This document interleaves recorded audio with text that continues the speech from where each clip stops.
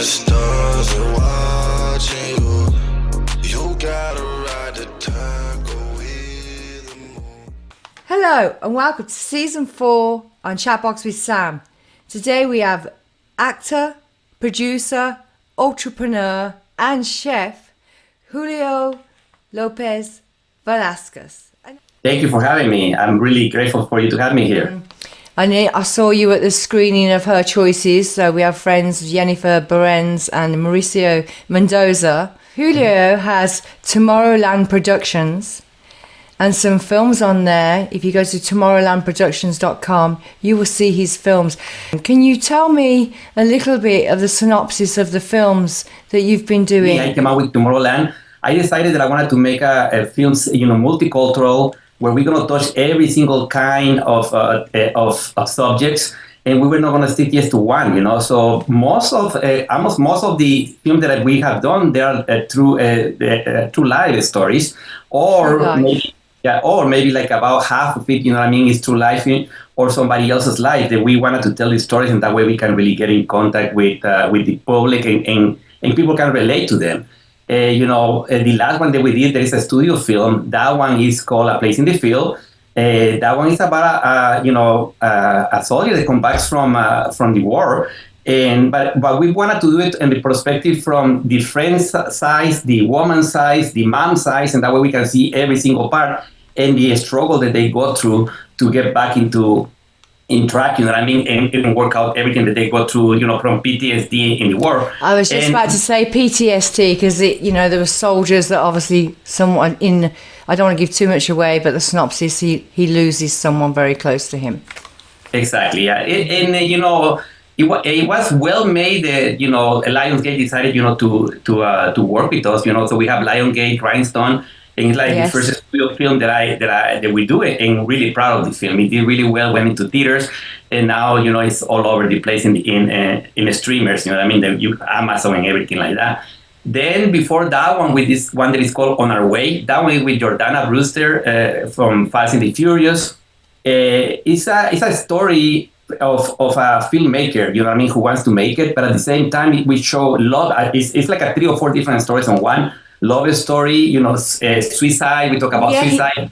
He also loses someone, and she comes to him in a vision, right? Because he wants to end it, and she stops him. Exactly, and that's what happens. We wanted to get all the younger people to show them. This film talk to them about suicide. Talk to them about dream. It talk about people that you lose. So it's a combination of everything, but it's a story that get you to a point where, no matter who you lose or you don't, you have to continue going after your dreams and goals.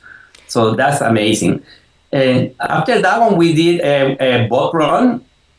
Boat Run is a story of about a 15-year-old kid who loses his mother to cancer and is forced to go and live with his alcoholic veteran dad. And we filmed this in the middle of nowhere in Pennsylvania. And it was an amazing story. To me, I liked it a lot because inside the story, they don't have enough money to bury the mom, and I went through that when my dad died too. So boy witnessed his mom dying. He was a young boy, he was a teenager. Right? Exactly, So that, before that one, we did another one. At Last, it's about a youngster who is in high school. He comes out on prom night and tell her dad that she like girl. You know what I mean?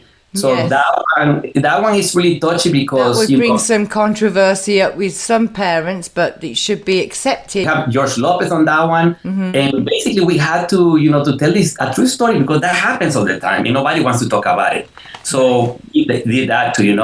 After that, we worked on another film that is called Wolf Mother. That was my first film. I learned everything that I didn't want to do in my next film from that film. But it's really close to my heart because basically, that's what I learned everything. I did some short before that. And the very last one that we did is called Dog Queens. Dog Queens is not out yet. Right now, we're finishing this film and now we're going into distribution and festivals. And that one is a true story. That one is about 3 people who meet in jail here in Northern California. And they decide to make a life in San Francisco, but nothing goes their way, and basically everything happens on one night.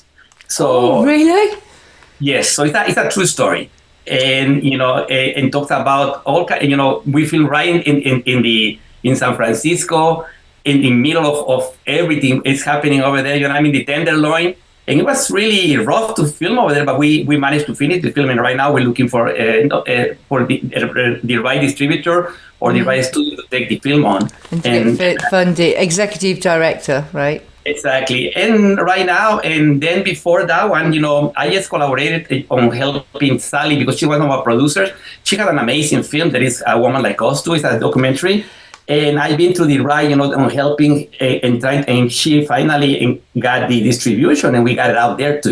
She's one of the producers in Tomorrowland, and we're writing a story to her that is called Shadow Glass House. Right now, we're in the second phase of the script, and we're going to be doing. I think next week we're going to be doing scouting locations and all that different stuff. Mm-hmm. And that's another film that we're working on right now. And I have two more that we're working. One that is really close to me is my story. It's called the Boy Who Sold Rocks.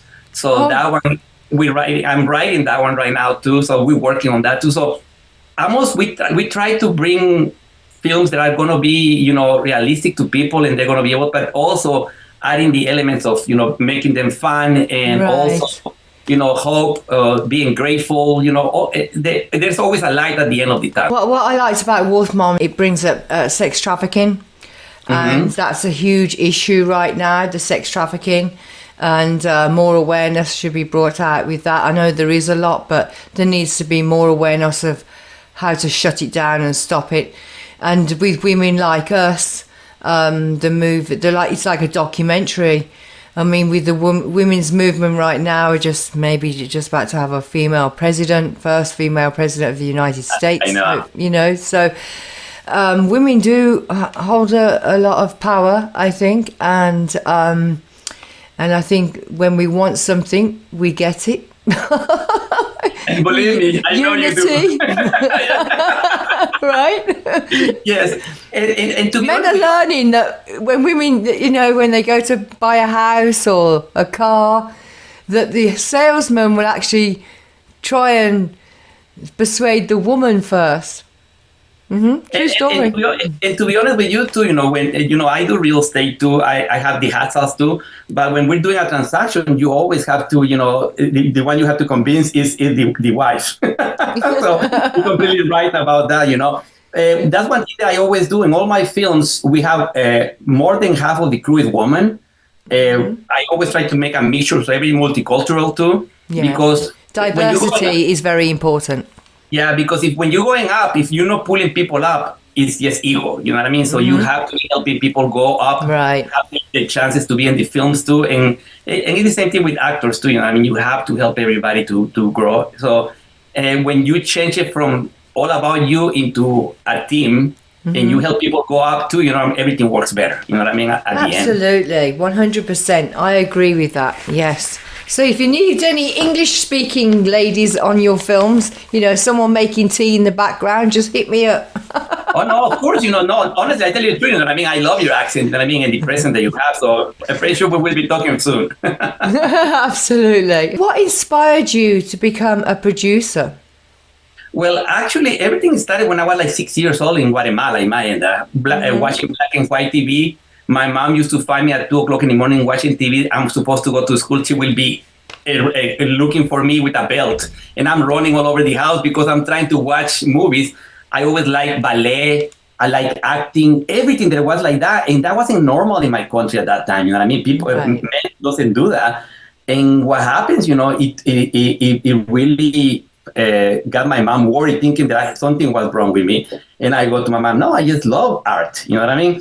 And I remember it is an art form, isn't it? Yeah. Exactly. When to me it was more about acting and dancing.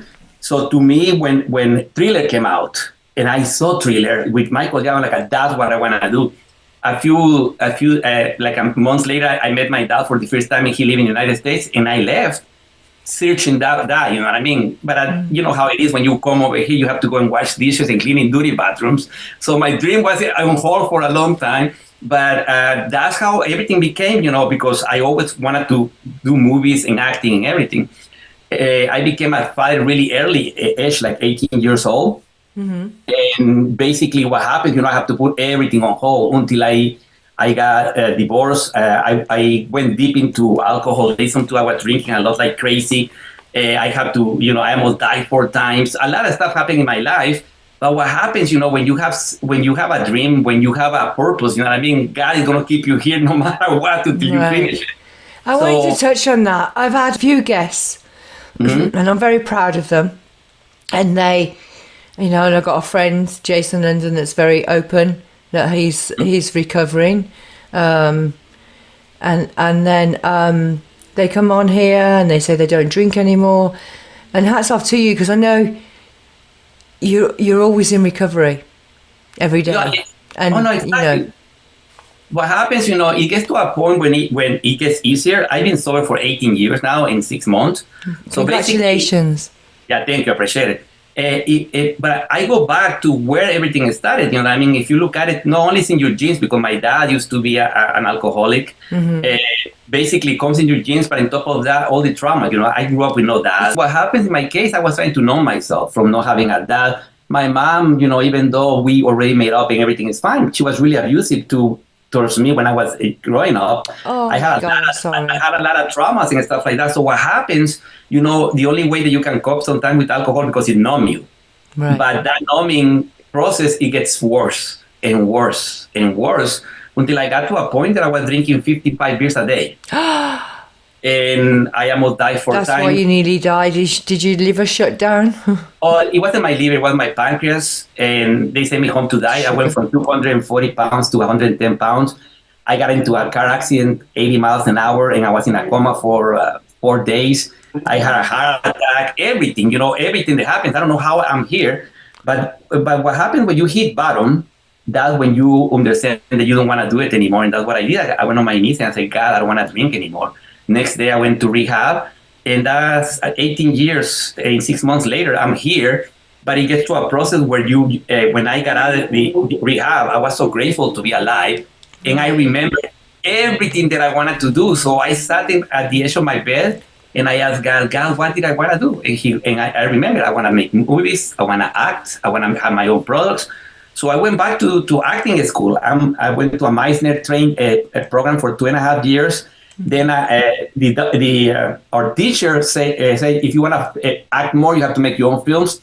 2 days later, I was forming Tomorrowland, and and then I formed Formosa. So what happens, it's like I was born again at 37. So my first, I went to school for 2.5 years. My first short was at 41. So basically, what happens, and I understood something. They say God will give you your time back, or the universe. He just gave it back to me, because I went into the film too. I did my first short. Then I walk into an audition. I get the part. That's The Wolf Mother, this movie over here. Yes. And I got the part. And all of a sudden, they were like, hey, Julio, I hear that you have your own production company. I only did a short. And I say, yes. And that opens a meeting with them. So Tomorrowland became one of the producing companies. I didn't know what I was doing, but I learned everything on that film. And then from there, I decided this is what I don't want to do in my films ever again. I want to treat the crew correctly. I want to have a mixture of cultures. I want to do this. And that's when we started, and we went ahead and we did Bokron, then At Last, then On Our Way, then we did, A Place in the Field, and we did Dog Queens. So what happens is, I think, you're dormant when you're drinking, but when you wake up, it's never too late. So I always tell people, it doesn't matter how old you are, you can go after your dreams and goals. And that's one thing that I, with Jenny and Mauricio, that's why I'm supporting them. And anybody who wants to support the film, please support the film, because I know they want to tell the story and stuff like that. Yes. And that's how you have.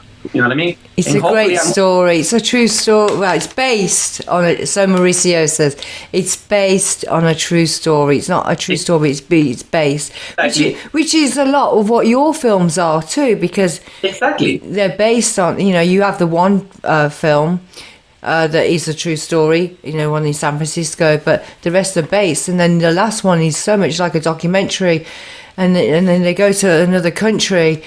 That's what I loved about it. What country was that filmed in? Africa, Zimbabwe? Oh, that one is Sally's film. Yeah. So basically, what happened with that, she filmed it in South Africa. Then South she came back to Africa. the United States. So it was different portions.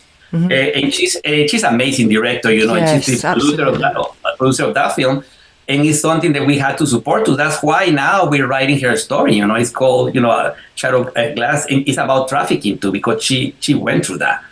So we're writing his story in 90s, 80s in Chicago, and she got trafficked by the mafia. So basically, we're writing her story right now, and that's all the story that I like to tell. You know, because a lot of people goes through those things, and nobody support that. So you're gonna be hearing about that film too in the future too, for sure. You know, Absolutely, yeah. I hope they do support it because it happens, all the time. So more than what people think. But I love the way the one little girl, the young girl, was talking how, in South Africa, and it was giving her inspiration to be who she wanted to be rather than who she was told to be. That was really important. Yeah, and that's the base for Tomorrowland. You know, we like to tell. That's my motto. You know what I mean? It's tell true stories, but I also make them based into that. Or if you're writing a story, it has to be something that they can touch everybody. You know what I mean? Like on a way, like a place in the field too. And even Bokrom. Bokrom is like I was 14 years old when I came over here. I was forced to come and live with my dad too. So as a producer, if you don't if you can relate to the story, if you don't feel the attraction to that story, it's better for you not to do it, because if not, you're doing it for business or for money. For me, it's more about any story that comes or any script that shows up, or we're writing a script. It has to be something that is close to me too. I can feel it too, in order for me to be to see the same vision the director sees too. Because if you don't see the vision of the director and you want to make it your own, then it's not going to work. It has to be everything in one place, but it has to be something that you agree with. You know what I mean? My company, we do everything. So let's say I have a project. On a project, we're going to we put the money together. We write the script. We do the budget. We put the cast together. We do everything from A to Z. So basically, if you want to make a film, you come to Tomorrowland, and we know how to make a film from A to Z, distribution, festival. We have the whole crew, you know what I mean, that we can put together on each project. And it depends who's working on the project too, because there are some producers that work with Tomorrowland that they might not like the story, so we have to go with another producer, you know what I mean? So I'm always really flexible about the story that we tell, you know what I mean? But we don't force anybody to do something that they are not comfortable with. But I have to talk about your hot sauce. Famosa? Yeah, Formosa. Yeah, that one is like it's funny because it's a 39-year-old recipe for a small town in Mexico. We used to have a restaurant with my ex-sister-in-law, and what happens, we used to sell the hot sauce there. And one day somebody called me and just say, Julio, can you freeze a couple of the containers? And I'm like, a freeze? I'm like, I couldn't understand why, but I did. They came to pick it up, and I was like, why you want to freeze them? And they go like, well, we have people who love it so much that we send it to Seattle, to New York, and to England with dry ice via FedEx.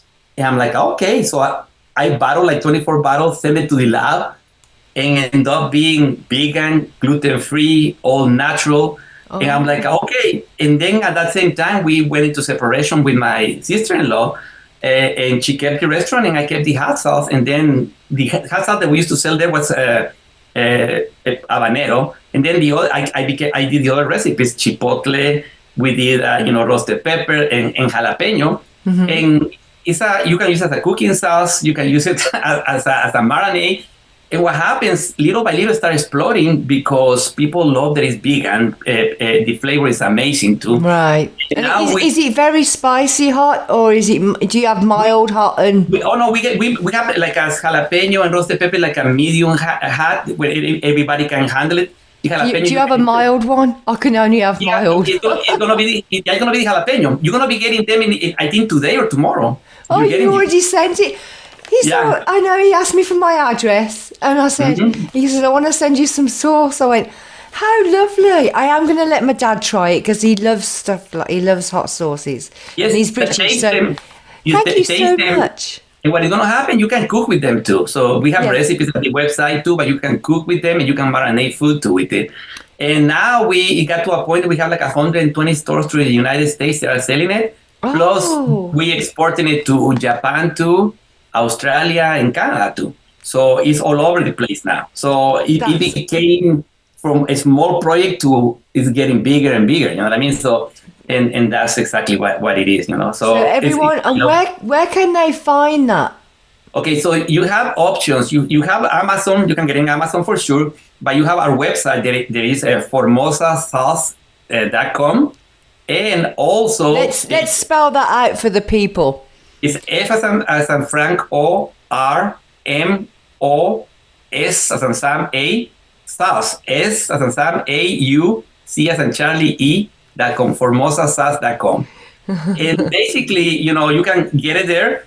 And if you become you sign up for the newsletter, then you get a discount too. And plus, if you go into the scrolling down and you see stockies, that's where all the stores where you can buy it to. Mm-hmm. So you can buy it, but right now we have it in Japan, in maybe like 120 stores through the United States too.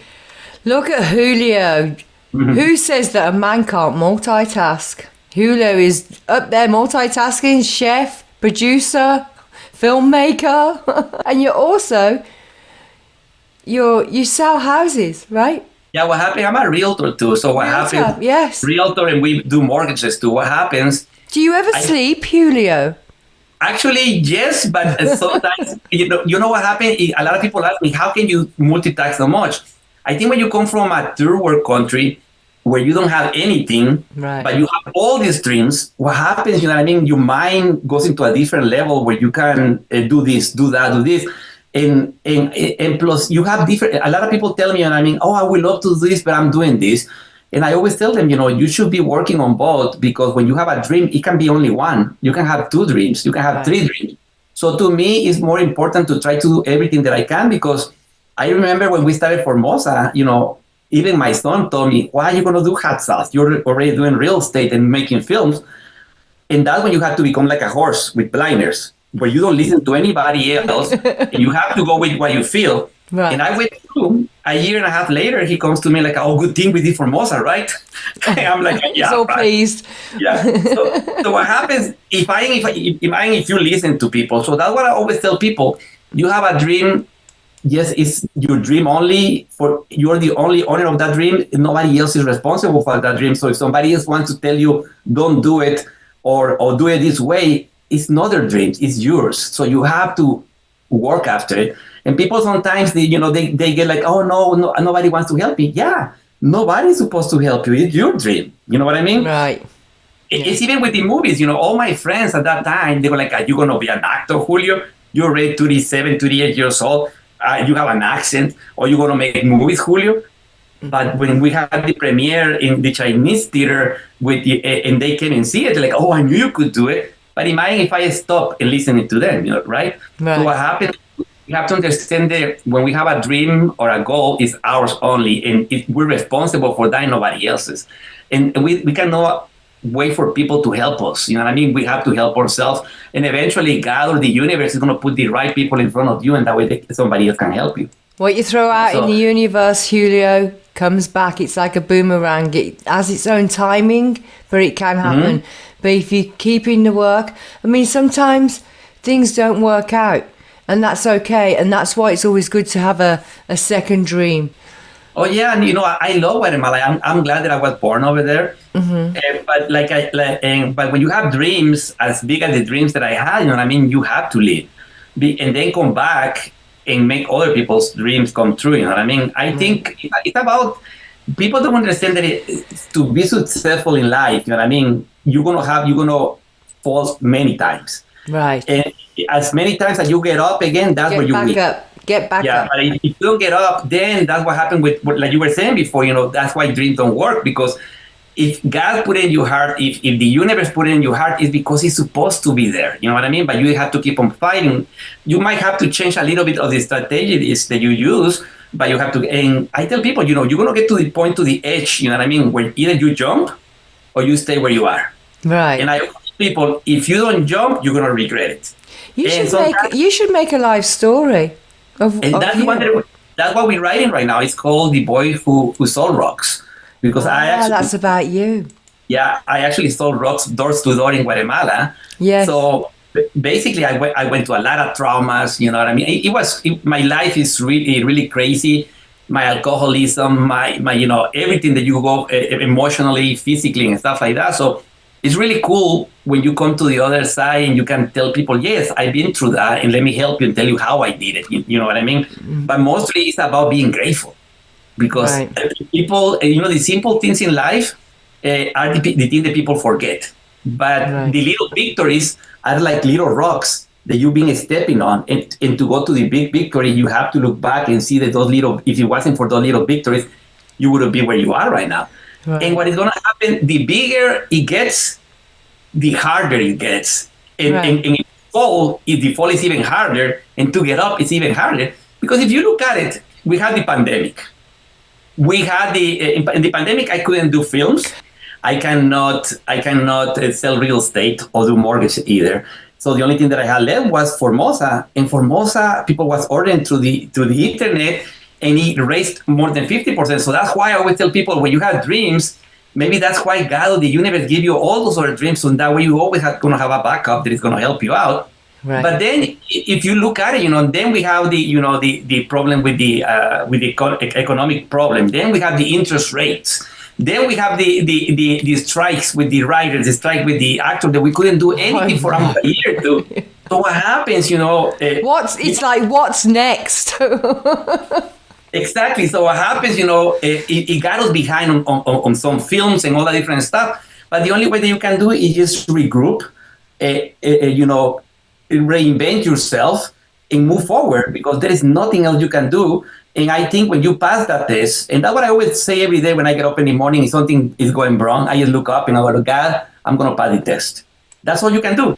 Right. But you have to be grateful that you have a place to live, or you have food on the table, for the simple things, that you woke up today and you can see and you can speak. So I think the more grateful that you are, the more you can see around, and then it's easier for you to move forward, even if you have so many obstacles in life. You know what I mean? I think it's like the glass is half full, or is it half empty? Exactly. So to me, it's more about, I am the kind of person that I run away from negativity. You know what I mean? When I go into a group or some, and there's people that are negative, I just call it my Michael Jackson. I do my moonwalk. I get out of there so quickly, because to me, I don't have time for negativity. I want solutions. You know what I mean? Yes. And I think that's what I mentor. I used to, before the pandemic, I used to go to schools and we mentor kids. I used to mentor a couple of students in college too, through the Long Beach Chamber of Commerce. I like to go and talk to people. I went to Colombia and talked to women about entrepreneurship, and mixed with God and mixed with goals and dreams too. So I like to really tell people, that it can be done. If this 14-year-old Guatemalan with an accent, alcoholic, everything that I went in my life, can make it. Anybody can make it. So absolutely, we have to understand that the life is really difficult, because I'm not putting it like, oh yeah, but we have to stop being our victims. We're victors. You know what I mean? Right, stand up. It's time to rise and let go of everything back. And if it is hard for you to do, go to therapy. You know what I mean? Yes. I believe in therapy. Mm-hmm. I mean, if we've got a home and we've got food on the table and clothes on our back, we're already more blessed than a lot of people. If you were going to advocate for a charity, which one would it be and why? For a charity, it will be homelessness. Because when I came to this country, we... after living with my dad for a few months, we couldn't live with him, because we came to a place where we were just working to pay him. It wasn't like we came in to go to school. And when we finally left, we went through a lot of challenges finding places to live, to be honest with you. Mm-hmm. And eventually, there were times too that I slept in my car too.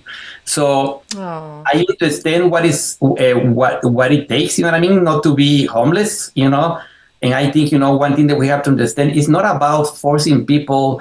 It's about going help people in different ways, because there's people who really lost their houses, like you were mentioning the pandemic, and they lost their job and many things. And there's other people who are in addiction too. People who lost everything because addiction, and I understand addiction. But they still need help. They're not going to be. They're not going to recover if they don't have. It takes a lot of. It takes them for one to say, I'm going to do this, but it takes a lot of resources and encouragement, and they can't just come off something, because that could cause detrimental health things too. They need to be monitored in a proper facility. And that's what happened to me when I was drinking 55 beers a day. Right. And when I went into rehab, they have to have nurses. They have to give me medication to control, because my body went like it was shutting down. Yes. And I understand all that. And that's why when people say, oh, he has one money for drinking, I always tell them, you don't understand what you go through next day when you wake up and you don't have nothing to drink and your body is craving it and you're almost dying. I'm not condemning we have to help everybody. But what I'm trying to say, that when somebody asks you for money, I don't care what they do with the money. Because if I feel it in my heart, I'll give it. But I love, one time I was going to a Giants game, and this guy has a big sign like this, and he says, I'm not going to lie, it's for drinking. You know something? I gave him the money because he was honest. Yeah. And I understand what it feels as an alcoholic, going to those withdrawals. But I'm not saying, it's all right to do it, but you have to help these people too. When it comes to homelessness too, they have to go to a program. You have to help them come out of the addiction, and then you help them, restart their lives too. So I think that's something that people don't understand deeply, because they only see homelessness in one way, or they never been on the other side. But when you've been on the other side, when you've been, you can understand it better. You know what I mean? And I understand addiction. I understand homelessness. I understand not having nothing to eat. And to me, when you go through that, you can completely understand. There is not something easy to overcome. I think when anyone has been through hunger, when they felt the pain of hunger, even if it's for a few days or a few weeks, where they saw their parents struggling to find something to put together just so they could feed their children, and any parents or anyone that's felt the pain of hunger, I think that humbles a person. I'm just in a different path in my life, but there's people who are going to pass me eventually. You know what I mean? But they're on this path, they're down here right now, and to me, we're all the same. You know what I mean? Yes. It can be the guy, it can be the guy who's cleaning. We're the same. We're only different. I treat I think it was the president that said that, but I treat the man collecting the garbage the same as I would the president. I'd speak to them the same. I'd hold them in the same humanity. Exactly, and that's what we have to do. I tell people, I love to be sitting in a corner sitting in a bucket in a taco truck, or I can be in France eating caviar. To me, it's the same thing. Yeah, nice. Mind you, eating caviar in France would certainly feel I prefer that. I'm going to be honest. Oh no, but I tell you the truth. I just came back. I went to Tijuana and I tried some tacos that I never tried in my life before. Oh my God!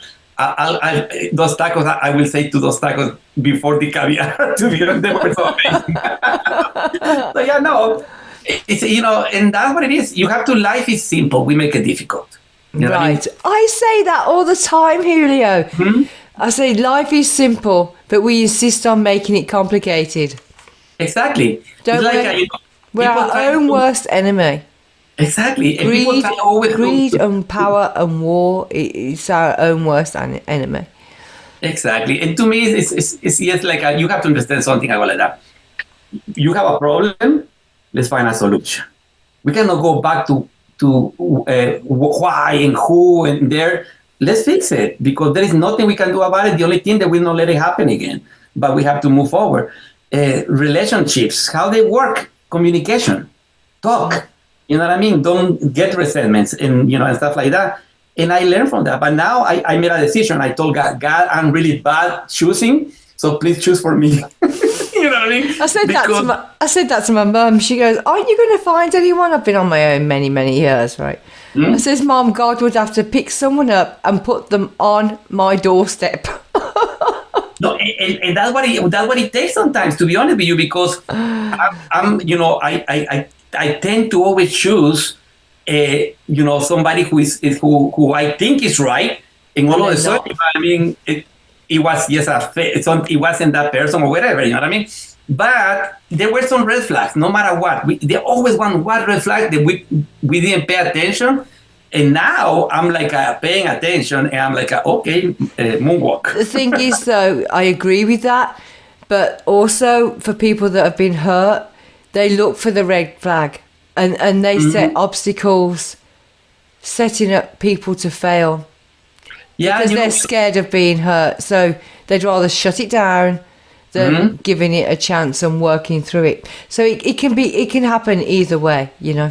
Yeah, because I this is what the other day I was learning. It's like your brain is supposed to protect you. So what happens when you go into another relationship and they treating you bad, and you've been through that before, your brain goes, this is familiar. Let's stay here. You know what I mean? Yeah. Because that pain, that hostility, that everything is familiar to the brain. So you have to be able to control your thoughts, control your mind, and say, no, that's not for me. And that comes when you learn how to love yourself. You know what I mean? Right. Do you have any last words for the audience? Work on yourself. Remember something. You know what I mean? Put yourself first, and then you can help. And also, like I said before, go after your dreams and goals. But most likely, remember, life is simple. And any problem that you have, it's going to be gone in a few days, in a few months, and everything is going to be fine. Just don't worry about it and keep on moving forward. That's all you have to do. And go after your dreams and goals. Been awesome talking to you. I love your outlook. I love that you're an empath and a producer, and you never give up. You fall down and you get back up, and that's very inspiring. And I hope the audience that are listening can go and see the reels, because they're very meaningful, on your website, and follow you on social media. And I will see you in Los Angeles. I'll be there very shortly. Perfect. And I really want to thank you for your hot sauce that's coming through. I'll let you know. Thank you, Julio. Thank you. Okay. Nice to do this. It's amazing. Okay, thank you for the chat, and thank you for having me too. Appreciate it. Thank you for being on season 4 and Chatbox with Sam. Bye. Stay tuned for the sneak peek from next week's episode with Vernon Wells. Hello, Vernon Wells. How are you? I'm very well, thank you, Sam. Especially on this rather warm day, but down by the beach at least it's a little cooler. There'll be a couple of foreign actors. Michéal is one of them, who is one of my most favourite female actresses, and she's really keen on doing. She loves working in sci-fi, and apparently she was heard to say that it will be really fun for her because she will be the first woman to kick my ass on film. 2 years ago, Grace said to me one day, she said, "Aren't you supposed to be retired?" And I went, "I am." And she went, "Uh-huh. So when did retirement become 4 films in a row?" And I went, "Different kind of retirement, you know." It was so cold up on top of the vehicles where we were doing a lot of those scenes in the compound, that my butt would go purple from the cold.